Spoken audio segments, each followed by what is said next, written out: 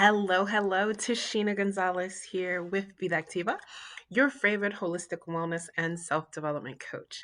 And today we are going to talk about the four stages of competence. This is an amazing topic that I've been able to speak on a few times, and it is so crucial for every business owner and entrepreneur to understand. And it's also crucial for anyone that is mentoring other people to understand. So, with that, I'm going to go ahead and share my presentation with you all. And so, again, the title is The Four Stages of Competence. And I have it subtitled How to Avoid the Pitfalls of the Emotions of Working Through the Stages of Learning. So, it's also the four stages of learning.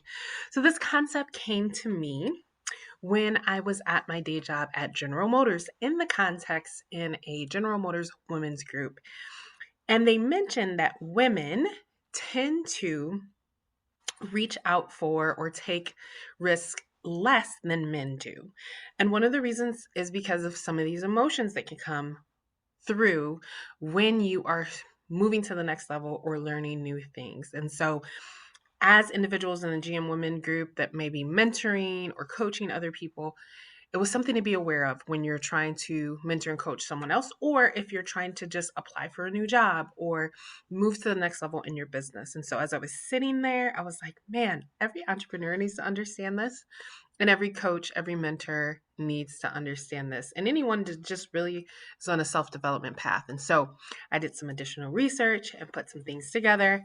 And now I'm sharing it with the world. My ultimate goal is to actually write a book on this, as there is not a book that exists. I found lots of scientific studies and articles, but there's no book. So I will be writing a book very soon on this subject. So, this is the conscious competence learning model. It was developed in the 70s by psychologist Noel Birch. And so you can see that we move through this hierarchy of competence. Now, focusing in on those words, conscious is being aware of something, and competence is being proficient or having the ability to do something. So we start at the bottom of this hierarchy with unconscious incompetence, which is the wrong intuition, or that we're not aware and also do not know how to do the thing. We then move to conscious incompetence, which is the wrong analysis. So we're now aware, but we definitely don't know how to do the thing. Then we move to conscious competence, where we now are aware and we know how to do the thing, but it takes a lot of skill because we're still at the awareness conscious level when we're doing it, which is the right analysis. And then we move to unconscious competence, which is the right intuition. So again, working through this, we start out as stage 1, unconscious incompetence. You don't know what you don't know. Stage 2, conscious incompetence. You now know what you don't know. Stage 3, conscious competence. You know how to do it, but you have to think your way through it. And stage 4, unconscious competence. You can do it without thinking. You just know what to do. It's intuitive. It's automatic. It's a part of what you do. And that is where we eventually want to go. But as we go through these, we understand that there are some heavy emotions involved. And so we can see from this that there's going to be some resistance because of the emotions that we can feel. So no matter what it is, you're going to start out in the unconscious incompetence phase. And at that stage, there isn't much resistance. You start to get a little bit of consciousness of not knowing what you don't, knowing that you need to get the skills.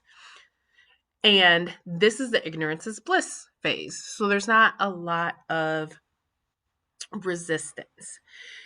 So think your child learning to tie their shoes, or your friend that says they're going to learn the guitar, At first, you're in this ignorance is bliss stage. I am not only going to learn the guitar, I'm going to be a rock star. The person that is going to start their business, they think it's just going to take off. It's going to be amazing. That's the very beginning where you have a little bit of consciousness, where you see that rising and you don't have a lot of resistance. Then you go into the conscious incompetence phase. And you see that there is a lot of stuff you're going to have to learn. And so you have a high level of resistance. And the further that you're trying to go, as you move from incompetence towards competence, you still have lots of resistance, even at the beginning, because you have to think every step. Conscious competence is where you're thinking through every step still. So you still have some resistance because there's a lot of effort that has to be done. But as time progresses and your competence level increases, you eventually get to the unconscious competence phase where there'll be little to and eventually no resistance. So your highest fallout rate is really in the conscious incompetence phase. So this shows how your stress level is. So you see that little tiny part right there of your unconscious incompetence. Again, that's our ignorance is bliss stage. And then you start to become conscious of how incompetent you are, and your stress shoots all the way up. So because your stress is so high, that's why you have that resistance. And again, that peak of that conscious incompetence phase is where we have the highest fallout rate. And so our goal is, when we're learning something new, to take in as much information as possible, or when we're training someone, to give them as much information as possible so that we can get through the conscious incompetence phase and onto the conscious competence phase as fast as possible. So again, as time goes on, our competence increases, our stress level starts to go down until we are at the unconscious competence phase and we are doing things automatically. So this is how you should flow through the model. You have a goal. You start at your unconscious incompetence phase, and then you're going to increase your consciousness on a regular basis of all the things that you need to do. You go into the conscious incompetence phase and you start to increase your competence level. You reach the conscious competence phase, and then you go into the unconscious competence phase. And then what you really want to do is start another goal. So there's some areas where we can get stuck. Whether it's we're trying to learn something, or we can see someone that we're trying to mentor and help, they get stuck. So in the unconscious incompetence phase, you can get stuck there because you deny the usefulness of skills. You need to be aware of the stress and mental resistance that will be forthcoming on the horizon when you finally reach the point that you do need to do something. So, for example, a business, and they have been told over and over again, you got to be on social media, but they're resisting it. They're getting stuck in that unconscious incompetence phase. Conscious incompetence, stress level is high and resistance starts increasing. Analysis paralysis can set in at this stage. Conscious competence. At this stage, resistance can still be high, as we saw in that chart. And so you need to balance the amount of effort and hard work needed without burning out. And whenever possible, implement systems. The unconscious competence. Difficulty in explaining to others because we now perform without thinking. The other place we can get stuck is staying here and not making a new goal. Unconscious competence feels good. It is our comfort zone. So, hypothesis of things that we need to do in order to help move through these stages. So, unconscious incompetence. If we are speaking to ourselves or we're mentoring guiding someone else, we're going to need encouragement or giving encouragement on all the things that are being done right, and tactful guidance towards areas of growth. The conscious in competence phase, consistent affirmation that this is a normal part of the process. So in this phase, we're going to be doing a lot of stuff wrong, but we got to remember either our positive self-talk towards ourselves or positive talk to the other individuals. This is normal. This is the way that it goes. Consistent confirmation that practice will increase knowledge and skill. And use a system. Focus first on a system. And what is a system? It's nothing more than the framework of your good habits. Conscious competence. Providing as much support, getting as much support if it's you learning something new, and leverage as much as possible, or providing support if it's someone that you're mentoring or coaching, as well as additional affirmation. You're doing the right things. You're doing the right things. And then unconscious competence, use of tools, simple systems in order to continue to operate at a high level. And when coaching others, giving them the tools, the simple systems, doing one-on-one coaching and regular education. So why is a simple system so important when you are doing certain things to make sure that you stay where you need to be and you don't drop down, or when you're coaching other people, especially? And again, a system is nothing more than the framework of good habits that will get you the results that you're seeking. So when it comes to coaching other people, if I'm in the unconscious competence phase, my resistance is now low, but I'm trying to coach those whose resistance is high. My stress is lower, but I'm trying to coach those whose stress is high. I have internalized some skills, many of which may have been prior to this actual learning process, and I don't know how to articulate them clearly at times. So having a tool or written down steps in a system of how to do it will articulate it for me. So keep in mind, it is now easy for me, and many times I keep saying it is easy, but it isn't easy for the person asking. If it was easy for them, they wouldn't be asking for help. So here's some examples that I put together of skills that I possess as an entrepreneur, business owner, and being in the arena of network marketing. So connecting. So I have social skills and networking skills. You drop me in a city and I can find friends and make connections and just network within 6 months. I also have soft skills and relationship building, which is one of the reasons I think I can connect with other people. I understand very clearly body language. I have a degree in business administration and marketing with a concentration in international business and marketing, which means I have cultural training. I know things like spatial distance when it comes to different cultures and some of their thinking patterns. I'm bilingual. I speak Spanish fluently and understand that culture. I can understand Portuguese fairly well. So these put me ahead of some people when it comes to certain things in the entrepreneur world or business world. Booking and promoting meetings. If you're an entrepreneur, if you're a business owner, you are constantly selling your idea or your product. So in the automotive industry, I've had to book meetings, and at one point in time, I was the emergency response team for our assembly plants, and I had to book meetings for meetings all the time. And in those meetings, they were so important, I had to make sure that automotive plants didn't shut down. I've helped plan weddings, showers, social events. I'm just really good at getting those things together. Presenting the opportunity. So I have 25 plus years of presentation skills. I actually love giving presentations. I've had previous minor success in network marketing. And I have 25 plus years door-to-door Bible preaching skills as a Jehovah's Witness. Following up.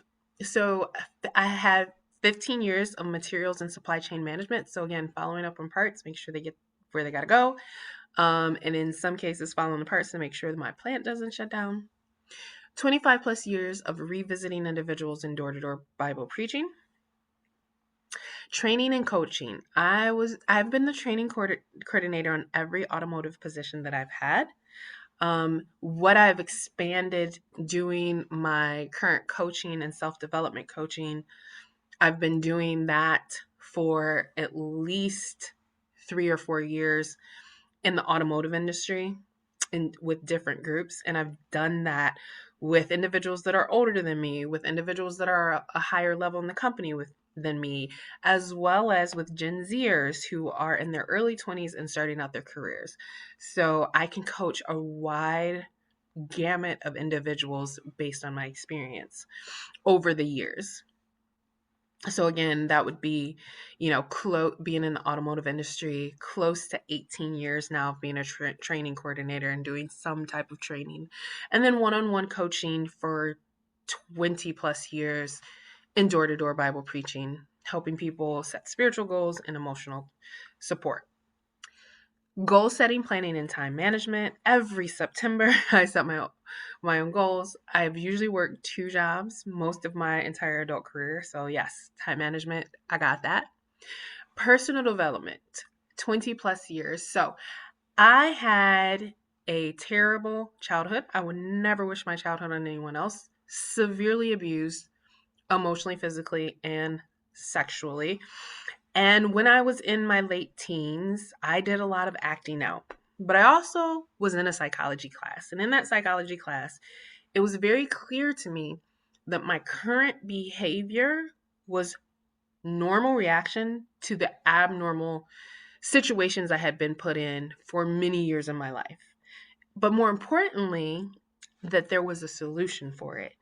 And so from the age of 19, I became a personal development or self-development junkie. I would go to Barnes and Nobles. I would constantly get books on positivity or things of that nature. And I'm going to use this particular example to show you how there can be a disconnect if I'm coaching an individual. So this is my library. Actually, this is my old library at my old house. Many of these, the top row, are spiritual books, and there's some duplicates down on the bottom of spiritual books and Bibles, but you can see that there's like double stack here. And there's the ones in the middle are all just self-help books, personal development, self-development books. And I have read 99% of them. And this is not my entire library. I have more that I have on MP3, and I have more that I have on Audible. I've switched over to Audible. So I've gone through even more than this. So how does this play out? So I'm coaching someone and I'm like, this book is going to be amazing for you. You've got to read it. And the person that I'm coaching doesn't read the book. And I'm like, why don't they never listen to me? Why don't they ever listen to me? But when it comes to self-development, I'm operating in unconscious competence. I'm sitting in a training and somebody mentions a book and I automatically go buy it. Like I don't have to think about it. I'm like, if this applies to me, I got to buy it. I got to read it. I got to understand it. That's me operating in unconscious competence. Most people, the average individual, leaves college and they say, "Ugh, I'm so excited. I'm never going to read another book again." So when it comes to self-development, they are operating at a lower level in the hierarchy that I am. So it's my job to be patient with them and to explain several times the importance of the book, because they're going to have some resistance and the idea of reading a book may be stressful to them. And so I have to coach them through that. I say to this business, this trainee, you should try building online. Instagram, TikTok, that's where it is. But that's easy for me, operating unconscious competence. And then my trainee posts one graphic on Instagram, and I'm like, are you serious right now? What don't they get? That's not how you do it. But it's easy for me operating unconscious competence because I have been doing Facebook Lives every Friday for the past 4 years and in 2 languages for the past 3 years. So it's now automatic. No one has to tell me to go live or what to do. I've been posting regularly every day on Instagram for years now. So I need to help them get the training that they need because I'm operating in unconscious competence and they're going to have some resistance and it's going to sound stressful for them to build online, whatever that means. So, again, summary of where you might be stuck or someone you might be mentoring might be stuck. You're stuck in analysis paralysis and are thinking about doing the business, the learning the new instrument, the thing. You're thinking more about it than actually doing it. Because of the effort and hard work involved in the conscious competence phase, you stop doing some of the tasks that got you where you were. You are operating at unconscious competence and are not taking the time to walk people step by step through a system so that they can reach the level that you are at. So remember, an extra note, people follow your lead if you show them, and usually it's about up to 50%. But if it looks easy for you, or like it's something you are naturally good at, they may think that they cannot do it and not even try. So what are some ways that we can get through this? Well, one of the best ways is definitely working with a coach. But there's also some amazing neuroscience techniques that we can use to reduce stress. And that is going to reduce also our resistance and help it easier to move forward. So we can do some unconscious reprogramming. Things such as power posing. Hopefully, everyone knows what power posing is, but it is putting yourself in some type of stance, victory, superwoman. Even it has been shown, scientifically proven, that if you take a pen and put it in your mouth and it forces you to smile, you will start feeling happy. So when you have stress or resistance to doing something, you can power pose prior to doing that, and that will program your brain to do it victoriously, to do it with strength, whatever, to do it happy. Aromatherapy mental resets. So one of the absolute best ways in order to reduce your stress levels is through your sense of smell. Think about when you smell your favorite flower, your favorite meal, you automatically get a sense of happy. And so there are so many aromatherapy techniques that you can use along with affirmations so that you can actually reset your brain, get rid of some of that mental resistance, and reduce your stress levels.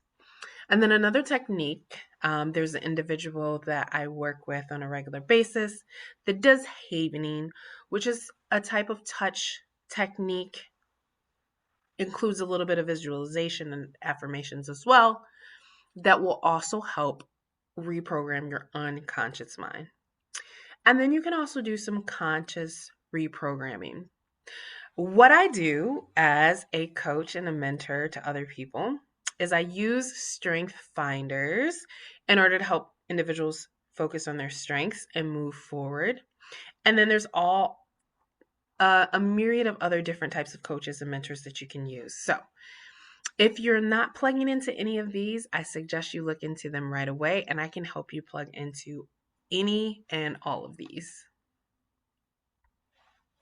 So here's some references. Again, there is no book on this, but this was the link at trainingindustry.com, wiki strategy alignment and planning, the 4 stages of competence. They gave me some information. And then when it comes to coaching others, coactive coaching and coactive leadership were extremely helpful for me. And then here is how to connect with me. So you can text me for additional information or to receive the video Cultivating the Art of Self-Care at 248-221-1545. You can, after watching this, as you are probably watching this on YouTube currently, you can be sure to subscribe to my channel so that you can get access to all 800 videos that I've already done, 300 of which are in Spanish, on so many different types of holistic wellness. You can follow me on Instagram and Snapchat at SweetCanella5. On Instagram, I go live at least once a week. You can find all of my classes at facebook.com vidaactiva.life. And you can follow me on Twitter at sweet_canella. And then my website, vidaactiva.life. So I would love for you to connect with me. And then upcoming educational events. So this one is already past the date that I'm currently doing this, but I have the video already on my YouTube. So if you want to know, you want to see our Elevate Your Mind series, that is a short discussion on aromatherapy, mindfulness, and emotional empowerment. You can check that out on my YouTube. And then Tuesday, May 11th, I'm going to be doing a mindful movement class, which is going to include aromatherapy, stretching, and relaxation. And then Sunday, May 16th, we have a virtual spa party. Another very important way to reduce your stress levels is to have better health and toxic-free living, including toxic-free skincare and makeup. I collaborate with my sister, Dana Mott, who's an esthetician and a published author, to educate individuals on that as well. And that is what I wanted to share with you all today. Thank you so much for watching this, and contact me immediately if you have a team that you would like me to share this information with. Thank you.